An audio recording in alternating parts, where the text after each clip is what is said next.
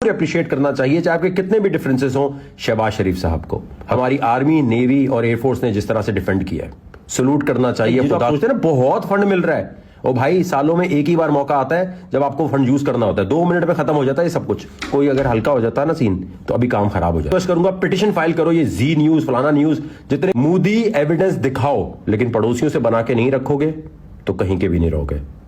कौम को मुबारक हो, इंडिया वर्सेस पाकिस्तान की जंग रोक दी गई है, सीज फायर हो चुका है दोनों तरफ से, और इसके लिए आपको भरपूर अप्रिशिएट करना चाहिए, चाहे आपके कितने भी डिफरेंसेस हो, शहबाज शरीफ साहब को, हुकूमत पाकिस्तान को, जिस तरीके से उन्होंने इस मसले को हैंडल किया है। कोई फालतू का ट्वीट नहीं, कोई फालतू की हाइप नहीं, कोई मिस इन्फॉर्मेशन नहीं, कोई बड़ी बड़ी बातें नहीं, और उससे भी बढ़ के कम रिसोर्सेज होने के बावजूद हमारी आर्मी, नेवी और एयरफोर्स ने जिस तरह से डिफेंड किया है, सलूट करना चाहिए। खुदा की कसम मैं खा के बता रहा हूं, आर्मी चीफ साहब को जितना अप्रिशिएट कर सकते हैं वो करें। जनरल आसिम मुनीर साहब ने जिस तरह इस मसले को हैंडल किया है, कम रिसोर्सेज, कम फंडिंग, ये जो आप सोचते हैं ना बहुत फंड मिल रहा है, और भाई सालों में एक ही बार मौका आता है जब आपको फंड यूज करना होता है। 2 मिनट में खत्म हो जाता है ये सब कुछ।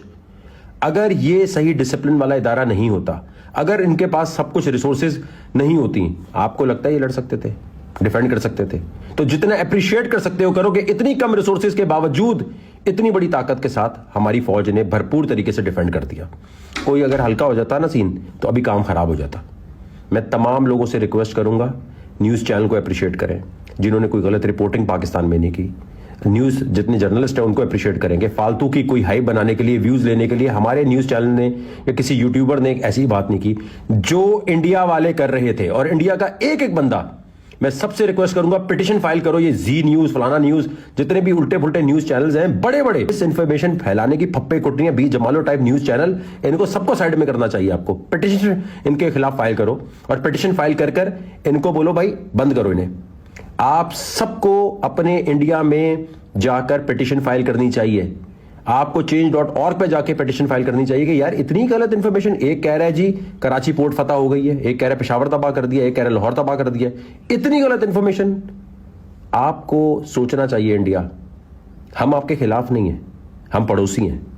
हम हमेशा चाहेंगे कि आप भी तरक्की करें, हम भी तरक्की करें। याद रखें, अमेरिका कभी नहीं चाहेगा कि चाइना जिस तरह मैन्युफैक्चरिंग यूनिट बन गया ना, इंडिया बने। आपको रोका जाएगा, हम आपके साथ खड़े हैं, हम हमेशा आपकी मदद करेंगे, लेकिन फालतू के इल्जामात नहीं। मैं पूरी इंडियन गवर्नमेंट को और जितने भी इंडियन लोग हैं इन सबसे रिक्वेस्ट करूंगा और चैलेंज करता हूं, ये जो दहशतगर्दी के वाकये की बात हुई है ना, आप साबित करके दिखाओ। अगर ये साबित करने की बात है तो दिखाओ कोई एविडेंस। कहां है एविडेंस तुम्हारे पास? बकवास करते हैं।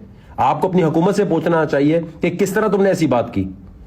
अगर ऐसी कोई चीज होती तो भाई IMF से अभी 1 बिलियन और इतना जो अभी फंड पाकिस्तान को मिल रहा है, उस टाइम पर ठीक है, आप नो नहीं कह सकते वोटिंग के लिए, उठ के जा सकते हैं, लेकिन वहां आप एविडेंस दिखा देते ना कि भाई हमारे पास ये एविडेंस मौजूद है, इनको ये लोन नहीं मिलना चाहिए क्योंकि यहां तो दहशतगर्द होते हैं।